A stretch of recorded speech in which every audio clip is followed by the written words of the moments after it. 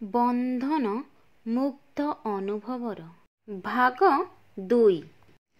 ଅଧୁରା ପ୍ରୀତି। ବର୍ଷା ଆସିଗଲା ତୁମ ବାସ୍ନା ସହ।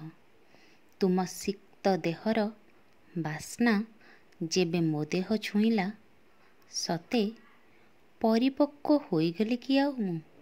ନିର୍ଜନତାର ମାଦକତା ଏତେ ମିଠା ହୋଇପାରେ ମୁଁ କେବେ ଭାବିନଥିଲି। ମୋ ଚେତନା ଡେଣା ଝାଡ଼ି ଚିତ୍ରିତା ପ୍ରଜାପତିଟିଏ ହୋଇ ଘୂରି ବୁଲୁଛି।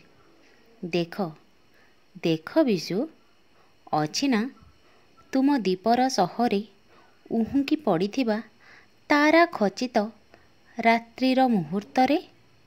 ଦେଖ ନା ବର୍ଷାଟା ତାରାଗୁଡ଼ାଙ୍କୁ କଳା ଚାଦର ଘୋଡ଼େଇ ଦେଇଛି କେମିତି।